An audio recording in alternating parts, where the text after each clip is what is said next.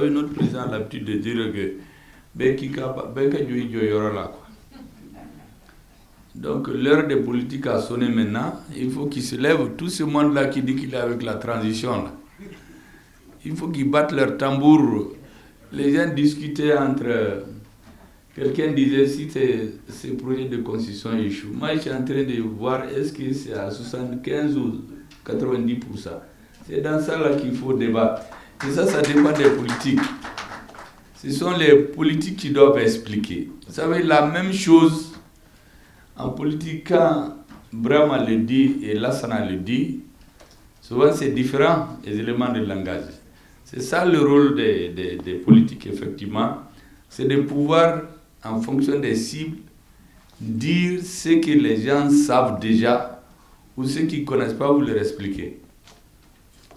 Souvent, il y a des choses que les gens voient mais ils ne comprennent pas, mais vous pouvez décortiquer, leur expliquer. Il faut faire un exercice qui m'a été proposé, je voudrais voir, que chaque ministre au niveau de son département travaille avec ses collaborateurs, comment vulgariser la Constitution, le projet. Chaque ministre au niveau de son service, pour que tous les cadres qui sont d'accord, mais il y en a qui ne sont pas d'accord, c'est leur droit aussi, j'espère qu'ils seront minoritaires, mais c'est leur droit. Ceux qui sont d'accord, qui se mettent au travail. Le président a fini son boulot, il attend de compter les voix. Et nous devons faire en sorte qu'il aussi entre 75 et 90, sinon même plus. Le ministre de la Refondation, le ministre des réformes, le ministre d'État, je m'excuse de m'être trompé dans l'ordre de citation, et madame le ministre chargé des institutions, on l'a appelé les triumvirats. Pratiquement toutes nos réformes, c'est qui les ont portées. Il faut qu'ils continuent la réflexion. En tout cas, ce qui a été proposé, c'est que chacun... Ensuite, au niveau des ministères, comme je dis, chaque ministre avec ses collaborateurs. Tous les gens qui ont des idées, comment il faut les mobiliser et les mettre en marche pour arriver à faire accepter cette constitution. Vous savez, on a une histoire très longue. Quand vous regardez, souvent on s'habitue à l'illégalité. Vous savez, depuis 1992, chaque année, jusqu'à récemment, le président donne une feuille de route au Premier ministre. On vient le lire gaillardement à la télévision. Tout le monde est content. Mais c'est illégal. Parce que le Premier ministre, c'est lui qui définit dans la Constitution la politique de la nation. Donc quelqu'un d'autre ne peut pas lui dire ce qu'il veut faire. Ce qu'on oublie, on avait copié la Constitution de France. La France a eu 3 étapes. Vous avez d'abord la Révolution de 1789. Après la Révolution, il y a eu un désordre. L'État était presque disparu. Il a fallu le retour d'un militaire, Napoléon, général à 25 ans. Il a tout repris, tout ce que vous voyez en France actuellement. À part la Déclaration des droits de l'homme, tout ce qu'il y a comme institution, comme ordre là, c'est Napoléon. Quand il est parti, d'autres sont venus, les partis, on a eu les deux. Après, De Gaulle est venu. La constitution que nous avons là, ils ont tué le roi, mais ils voulaient que leur président soit roi. Vous regardez même les murs là, c'est doré, c'est comme sous la royauté. Donc il a construit une constitution contre les partis et pour lui. Parce que les partis l'ont empêché de gouverner. Pendant 10 ans, il a démissionné. Après, il est revenu, il a fait son coup d'État. Bon, les Français n'aiment jamais dire que c'est un coup d'État, mais nous savons que c'est un coup d'État. Parce que c'est les politiques qui ont dit qu'on dessert vraiment, pour que les militaires ne viennent pas nous prendre là, on va chercher un général, on le met au pouvoir. C'est comme ça que ça s'est passé. Quand il est venu, avec ses collaborateurs, il a élaboré sa constitution pour sortir la France des difficultés. C'est cette constitution que nous avons. Donc le président du Mali, ce que nos universitaires ont démontré, tout ce qui correspond à notre société, on l'a fait. Chez nous là, c'est le président qui dirige le pays. Quand on vous dit que le Premier ministre détermine, ça c'était des écrits qu'on a amenés de France. Si le président dit de faire là, le Premier ministre ne peut pas, ou bien il crée une crise institutionnelle, après les militaires viennent les départager, comme c'était au Niger en 1996. On n'a fait que mettre dans les papiers la réalité. C'est le président qui nomme le Premier ministre. Si le Premier ministre vient, même s'il dit, si le président n'est pas d'accord, il n'a qu'à chercher à le convaincre. S'il dit qu'il n'est pas d'accord, soit il accepte ou bien il fait ses valises. C'est ça la réalité. Les gens n'ont fait que traduire dans la réalité ce qu'il y a chez nous.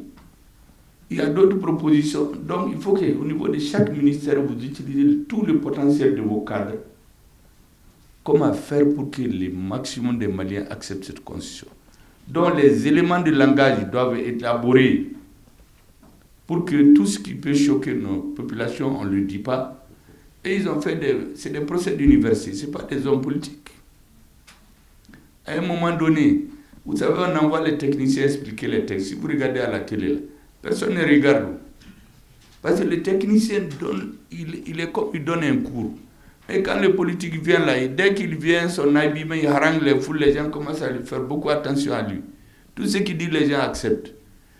Mais lui, pour qu'il soit instruit, il faut que les universitaires travaillent pour lui donner les idées. Maintenant que vous avez les idées là, c'est de vous que ça dépend, qu'est-ce qu'il faut dire aux gens pour les avoir. C'est ça le rôle du gouvernement.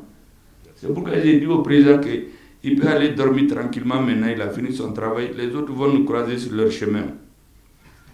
Maintenant, c'est vrai, et c'est notre travail qui est venu maintenant, pour que lui n'attend que compter les voix. Mais l'échec là, vous savez, le Mali profond là a fini sa constitution. Là-bas, là, ils ne vont pas demander sans combien d'articles là, vous dites, ils ne vont jamais regarder. Et Assimi Kamogoye, avec la transition, les gens votent. Donc tous ces développements là, c'est pour nous. Eux, c'est les éléments de langage qu'ils entendent. La laïcité là, pourquoi les gens ne veulent pas? Le procès d'université vient de dire que ça existait avant. Mais en France, à un moment donné, c'est le clergé qui dictait tout. C'est eux qui disent ce qu'il faut faire. Donc quand les révolutionnaires sont venus, ils ont dit qu'il faut séparer la religion de l'État. C'est là que c'est venu. Hein? Il faut séparer l'État de l'Église. Et on a mis la laïcité. Bon, sinon, il n'y a rien d'autre. Même ceux qui disent État multiconfessionnel, les jeux de... La laïcité, c'est qu'on sépare l'État de la religion. De l'Église chez nous, des mosquées. Chez nous, on a plusieurs religions. Ils n'en avaient qu'une. Des bois sacrés. Maintenant, l'État est acquérissant tout le monde. Les chrétiens sont minoritaires, ils ont les mêmes droits que les musulmans qui sont majoritaires. Ceux qui ont les bois sacrés, ils sont minoritaires, mais ils ont les mêmes droits. C'est ça le travail du politique. Donc vraiment, félicitations à nos professeurs, je vais le dire maintenant, à vous tous. Nous avons les éléments maintenant. Maintenant, il faut laisser les politiques. Allez-y élaborer vos éléments de langage dans votre ministère avec vos cadres qui ont l'intelligence, toutes ces compétences-là. Et que chaque ministre ait ses éléments. Et maintenant, on laisse les gens dans la nature, chacun va expliquer.